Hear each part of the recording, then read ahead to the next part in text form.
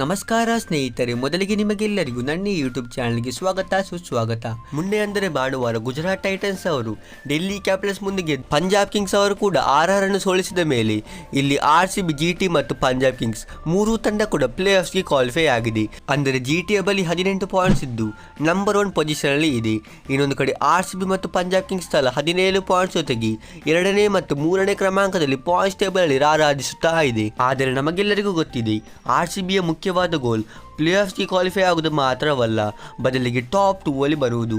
ಆದರೆ ಈಗಿನ ಪರಿಸ್ಥಿತಿಯಲ್ಲಿ ಪಂಜಾಬ್ ಕಿಂಗ್ಸ್ ಕೂಡ ಟಾಪ್ 2ನ ರೇಸಲ್ಲಿದ್ದು RCBಗೆ ಇನ್ನು ತನ್ನ ಉಳಿದಿರುವ 2 ಪಂದ್ಯಗಳಲ್ಲಿ 2ರಲ್ಲಿ ಕೂಡ ಗೆಲುವನ್ನು ಸಾಧಿಸುವ ಅನಿವಾರ್ಯತೆ ಬಂದಿದೆ. ಹಾಗೆಯೇ ಇನ್ನು ನಮ್ಮ RCBಯ ತಂಡದ ಮುಂದಿನ ಪಂದ್ಯ 23 ಮೇಗೆ SRH ಮುಂದೆ ನಡೆಯಲಿದ್ದು, ಈ ಪಂದ್ಯಕ್ಕಿಂತ ಮುಂಚೆ RCBಯ ಪ್ಲೇಯಿಂಗ್ 11ನಲ್ಲಿ ಕೆಲವು ತುಂಬಾ ದೊಡ್ಡ ಬದಲಾವಣೆಗಳು ಆಗಲಿದೆ. ಹೌದು, ಒಂದು ಕಡೆ SRH ಅಂತೂ ಈಗಾಗಲೇ ಪ್ಲೇ ಆಫ್ಸ್ನ ರೇಸಿಂದ ಎಲಿಮಿನೇಟ್ ಆಗಿದೆ. ಆದರೆ ಇನ್ನೊಂದು ಕಡೆ RCBಗೆ ಈ ಪಂದ್ಯವು ಟಾಪ್ 2 ಅಲ್ಲಿ ಬರಲಿಕ್ಕೆ ಡೂ ಆರ್ ಡೈ ಪಂದ್ಯವಾಗಿದೆ. ನಮ್ಮ ತಂಡವು ಈ ಪಂದ್ಯವನ್ನು ಏನಾದರೂ ಮಾಡಿ ಗೆಲ್ಲಲೇಬೇಕು. ಮತ್ತು ಈ ಪಂದ್ಯಕ್ಕಿಂತ ಮುಂಚೆ ಈಗ ಬರುತ್ತಿರುವ ರಿಪೋರ್ಟ್ಸ್ ಪ್ರಕಾರ ಜಾಸ್ ಹೇಜಲ್ವುಡ್ ಅವರು RCB ಯಾವುದೇ ಒಂದು ಲೀಗ್ ಪಂದ್ಯಕ್ಕೆ ಅವೈಲೇಬಲ್ ಇರುವುದಿಲ್ಲ. ಅಂದರೆ ಇವರಿಗೆ ಶೋಲ್ಡರ್ ಇಂಜರಿ ಆಗಿದ್ದರಿಂದ ಇವರು RCB ಉಳಿದಿರುವ 2 ಲೀಗ್ ಪಂದ್ಯಕ್ಕೆ ಅವೈಲೇಬಲ್ ಇರುವುದಿಲ್ಲ. ಇವರು ಡೈರೆಕ್ಟ್ ಆಗಿ ನಮ್ಮ RCBಯನ್ನು ಪ್ಲೇ ಆಫ್ಸ್ ಅಲ್ಲೇ ಜಾಯಿನ್ ಮಾಡ್ತಾರೆ. ಹಾಗಾಗಿ ಇದು ಅಂತೂ ಒಂದು ತುಂಬಾನೇ ಖುಷಿಯ ವಿಷಯ. ಯಾಕೆಂದರೆ ಇವರು ನಮಗೆ ಪ್ಲೇ ಆಫ್ಸ್ ಅಲ್ಲಿ ಅಂತೂ ಅವೈಲೇಬಲ್ ಆಗಿ ಇರುತ್ತಾರೆ.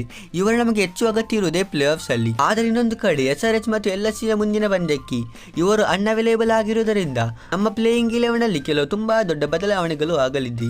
ಮತ್ತು ಕೆಲವರ ಮನದಲ್ಲಿ ಡೌಟ್ ಇದೆ, ಇಲ್ಲೇನಾದರೂ RCB ಮಯಾಂಕ್ ಅಗರ್ವಾಲ್ಗೆ ಪ್ಲೇಯಿಂಗ್ 11ನಲ್ಲಿ ಚಾನ್ಸ್ ಕೊಡುತ್ತಾ ಅಂತ. ಹಾಗಾಗಿ ಇಂದಿನ ಈ ವಿಡಿಯೋದಲ್ಲಿ ನಾನು ನಿಮ್ಮ ಈ ತರಹದ ಎಲ್ಲಾ ಡೌಟ್ಸ್ಗಳನ್ನು ಕ್ಲಿಯರ್ ಮಾಡ್ತೇನೆ. ಆದರೆ ಈ ವಿಡಿಯೋವನ್ನು ಶುರು ಮಾಡೋದಕ್ಕಿಂತ ಮುಂಚೆ ನೀವೇನಾದರೂ ಚಾನಲ್ಗೆ ಹೊಸಬರಾಗಿದ್ದರೆ ನೀವು ಬೇಗನೆ ಚಾನಲನ್ನು ಸಬ್ಸ್ಕ್ರೈಬ್ ಮಾಡಿ, ವಿಡಿಯೋವನ್ನು ಕೂಡ ಲೈಕ್ ಮಾಡಿ.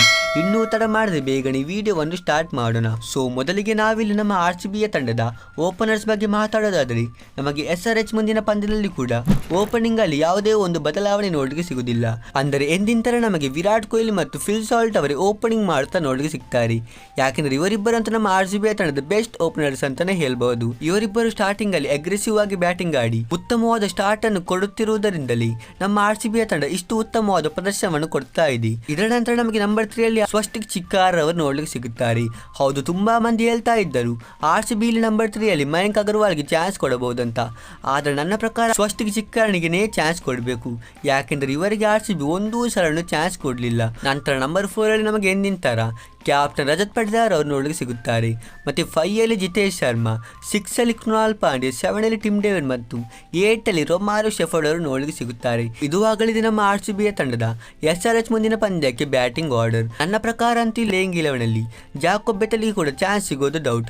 ಇವರ ಬದಲಿಗೆ ಫಿಲ್ ಸಾಲ್ಟ್ ಅವರೇ ಆಡುತ್ತಾರೆ. ಇನ್ನೊಂದು ಕಡೆ ಮಯಾಂಕ್ ಅಗರ್ವಾಲ್ ಅವರ ಬದಲಿಗೆ ಕೂಡ ನಾನಿಲ್ಲಿ ಸ್ವಸ್ತಿಕ್ ಚಿಕ್ಕಾರ್ನನ್ನು ಪ್ಲೇಯಿಂಗ್ 11ಗೆ ಹಾಕಿದ್ದೇನೆ. ಹಾಗಾದರೆ ಈಗ ನಾವು ನಮ್ಮ ತಂಡದ ಬೌಲರ್ಸ್ ಬಗ್ಗೆ ಮಾತಾಡೋದಾದರೆ, ನಮಗೆ ನಂಬರ್ 9 ಅಲ್ಲಿ ಭುವನೇಶ್ವರ್ ಕುಮಾರ್ ಅವರು ನೋಡಲಿಕ್ಕೆ ಸಿಗುತ್ತಾರೆ. ಮತ್ತೆ ನಂಬರ್ 10 ಅಲ್ಲಿ ನಾನು ಸ್ಟಾರ್ಟಿಂಗ್ ಹೇಳಿದಾಗಿ ಜಾಸ್ ಹೇಜಲ್ವುಡ್ ಅವರಿಗೆ ಇಂಜರಿ ಇರುವುದರಿಂದ ಇವರು ನಮಗೆ SRH ಮುಂದಿನ ಪಂದ್ಯಕ್ಕೆ ಅವೈಲೇಬಲ್ ಇರುವುದಿಲ್ಲ. ಇವರ ಬದಲಿಗೆ ನನ್ನ ಪ್ರಕಾರ ಇಲ್ಲಿ RCBಯ ತಂಡ ನುವಾನ್ ತುಷಾರನಿಗೆ ಚಾನ್ಸ್ ಕೊಡಬೇಕು.